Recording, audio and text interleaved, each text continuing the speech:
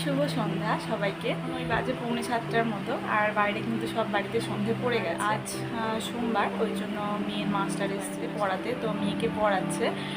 তো ওই জন্য আর একসঙ্গে বসে আমাদের সন্ধেবেলা যে চা খাওয়াটা সেটা হলো না। সন্ধেবেলাটাই একটা টাইম আমরা একসঙ্গে বসে চাটা খেতে পারি আর কি। হাজব্যান্ড আর মেয়ে খায় দুধ চা, আর আমি খাই ডিনার বানাতে। অ্যাকচুয়ালি আমাদের ডিনারটা হয় 8টা থেকে 8:30টার মধ্যে আমরা ডিনার কমপ্লিট করে নিই, যার জন্য কিন্তু ডিনারটা আমার তাড়াতাড়ি বানাতে হয়। তো চলো আজকে যে ডিনারটা বানাবো তোমাদের সঙ্গে অবশ্যই শেয়ার করব। ডিনারটা বানানোর আগে আমরা চা খেয়েছিলাম, সেই চায়ের বাসনগুলো মেজে নিই।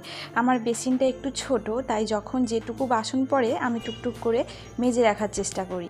আর একটা কথা তোমাদেরকে না বললেই পারছি না, আমার বাড়ি কিন্তু একদম রাস্তার ধারেই, আর আমার বাড়ির খুব কাছেই স্টেশন, যার জন্য আমার কিন্তু একটু গাড়ি ঘোড়া মানুষজনের শব্দ তোমরা একটু বেশি পাবে, প্লিজ একটু মানিয়ে নিও।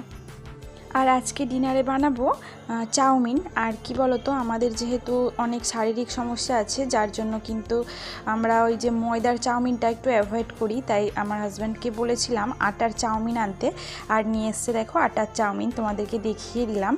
আটার চাউমিন আমি আজকে ফার্স্ট টাইম বানাবো, জানি না কেমন খেতে হবে বা কীরকম খেতে তাও জানি না। হঠাৎ করে আনতে বলেছিলাম আটার চাউমিন, তো এনে দিয়েছে।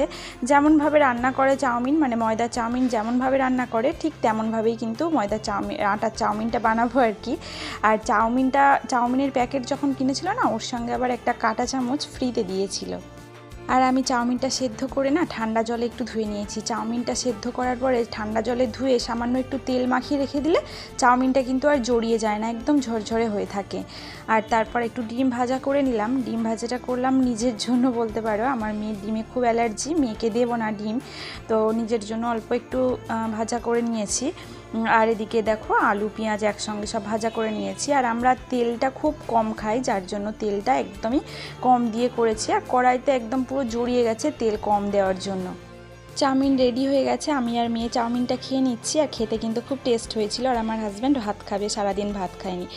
আর আজকের ভিডিওটা এই পর্যন্ত শেষ করছি। সবাই খুব ভালো থেকো, আবারও দেখা হবে, টাটা।